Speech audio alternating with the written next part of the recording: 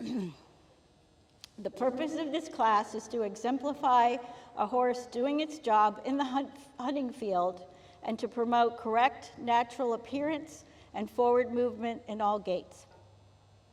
Horses should be shown with active, working, and energetic ground-covering gaits at the walk, trot, and canter. The gaits should be comparable to a horse performing a working hunter course. Excessive slowness at the walk, trot, or canter must be penalized. And I feel like, along with excessive speed, this isn't a race class either, so you still want to keep, well, our courses are at a 12-foot stride. We definitely don't want a horse cantering around on the rail with a 15-foot stride. So they're not actually jumping a jump out there, so we want them to have a regular, forward speed but not running away. Working hunter under saddle horses should exhibit a natural self-carriage, correct uphill balance, and fluid forward movement that is desirable for a working hunter, and which allows horses to build strength and coordination for performing over fences. So, we have two horses here, a little different, but they're both good movers. And let's just go in the same direction maybe, and well, let's just start at the walk.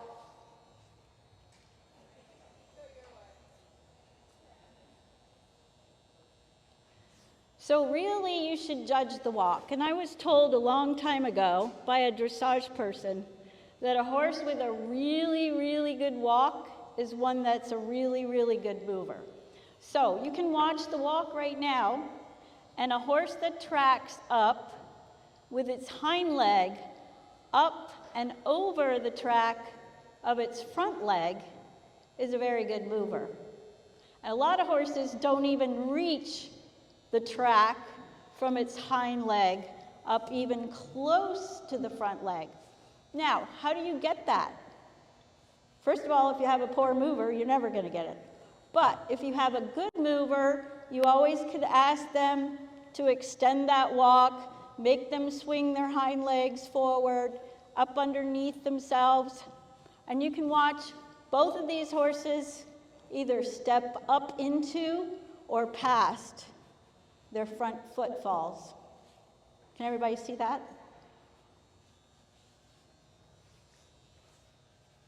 Okay, so let's go to the trot.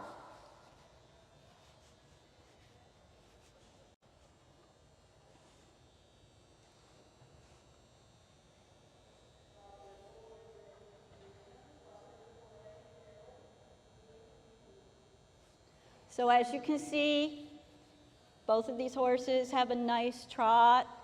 They don't use their knee, they're flat-legged. To be a good hunter, if you go to the hunter shows where you see the really expensive horses, their trots have a lot of suspension. To me, a horse with suspension really can jump the jumps because it's like they have a little bit of a spring underneath their feet. So you want one that has a little bit of suspension to every gait, actually. Now, their heads, now these horses' head placements, to me, are very pleasant, not too high, not too low.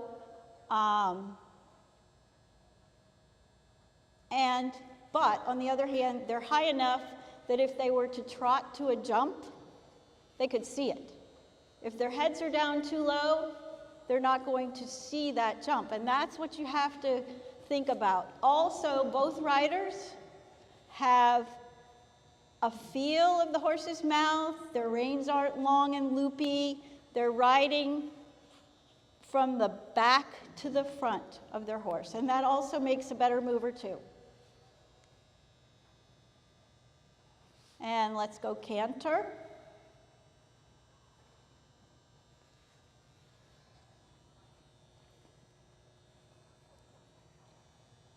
Now, I watched the hunter hack Over here, I saw some riders in their 2-point, some riders sitting the canter. In this class, it really doesn't matter. Maybe your horse goes better sitting. Maybe he's a little lazy and it needs you to sit and drive him on. Some people think that if you get in your 2-point, your horse is allowed to canter forward and be a little freer. That's kind of up to you. I watched horses cantering really beautifully sitting, with the riders sitting in there, and then I saw some just kind of falling apart with the riders in their 2-point. So that's kind of up to you, whether you get in your 2-point for the canter, and it's really up to your horse. How does your horse go? Does he go well with me in the 2-point cantering underneath me, or does he do better? You can see Linda kind of changes her seat a little bit, and I think that's because she needs to keep the horse coming through from behind, and it helps. 1 minute she's in her 2-point, next minute she's seated, and the horse still looks lovely. And now back to the walk.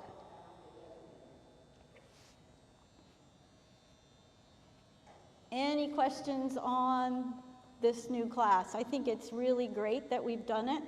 If you can see that they're adding the ranch horse pleasure class to the ranch horse division, the ranch horses are booming. If this class makes our division boom, that would be great. Any questions about anything?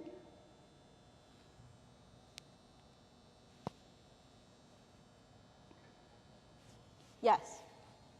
So as far as stride length goes, especially in the canter, I know like at NSBA, those really sweeping canter strides, those were kind of all I think in the top of the class.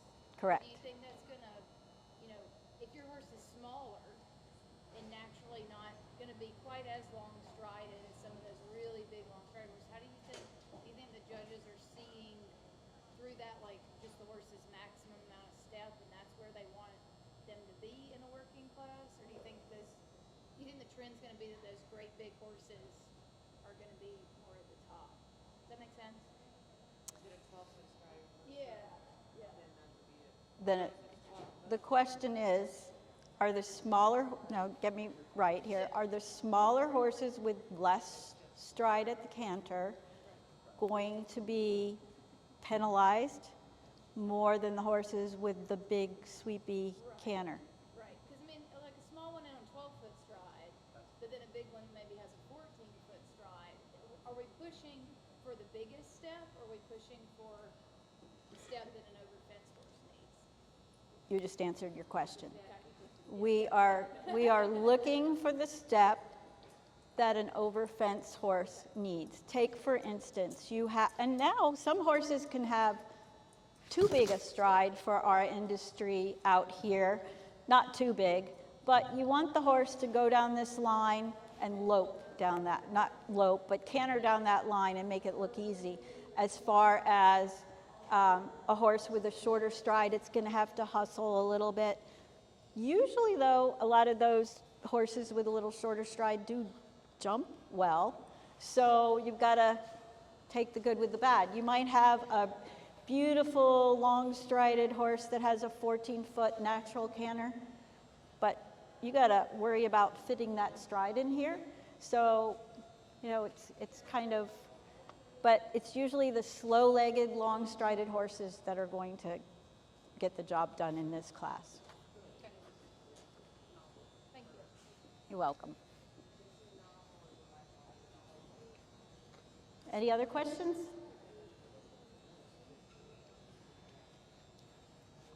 Well, I would like to say that I believe the amateur working hunter under saddle has 30 entries at this horse show. So I think we are taking off, because I think this is the second time is it the first time the amateur has been offered here? So I think we're getting some interest, and That really makes me happy about it.